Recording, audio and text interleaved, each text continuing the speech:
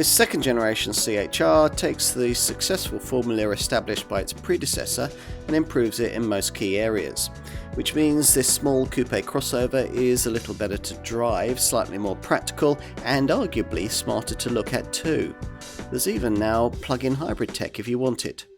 The CHR has always set its stall out to be sporty, and this second generation version's no different. This time round, the car needs less mental adjustment if you're coming to it from a model without a fully electrified powertrain. Though you might not expect that, because at first glance the core engines on offer here, 1.8 and 2 litre full hybrids, seem much the same as they were in later versions of the previous incarnation. Actually though, much is different.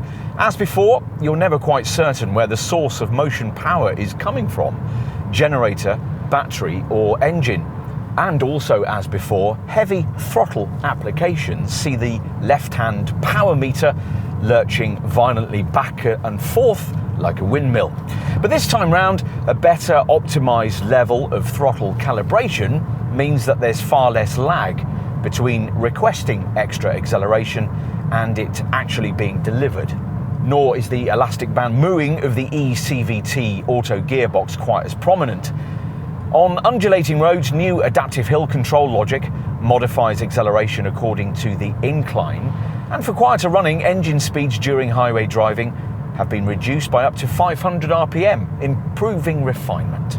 The hybrid engines have more power too. With the 1.8 litre VVTi unit, almost everyone will still choose, up from 122 to 138 brake horsepower, taking nearly a second off the 0 to 62 mph sprint time, now 10.2 seconds, and perhaps more importantly, boosting mid-range pulling power by a significant 43 Newton meters, now up to 185, enough to make overtaking that swaying Arctic in front slightly less of a white-knuckle affair than it was before.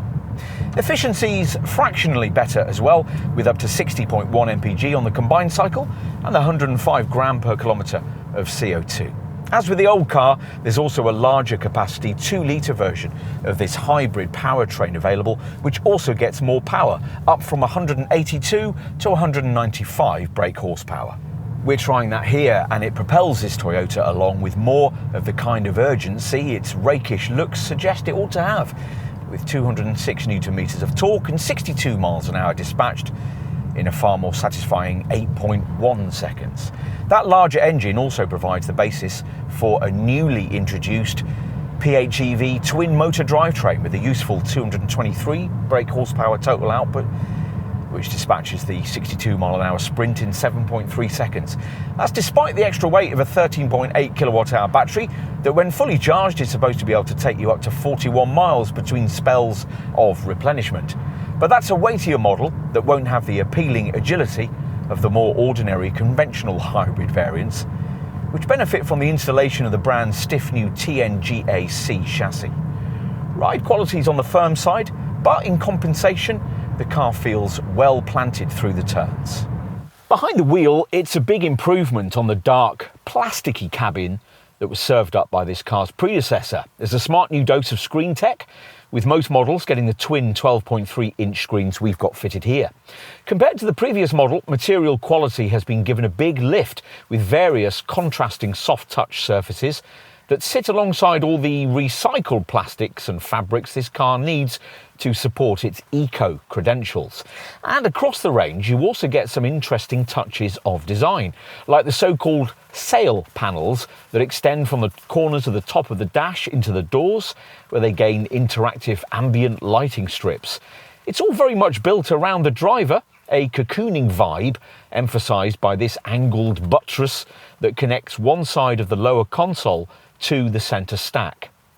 You don't sit as high up as with some class SUV rivals, but you might well like the sportier feel that brings.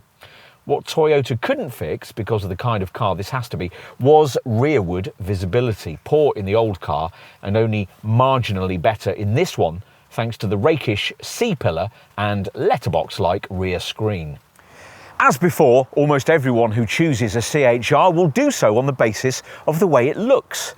But second time around, this car's appeal is more than skin deep. Toyota still thinks its target market is 30-something fashionistas, but the old car demonstrated a much broader customer base than that, amongst more regular folk who the company hopes will be carried forward into this successor model.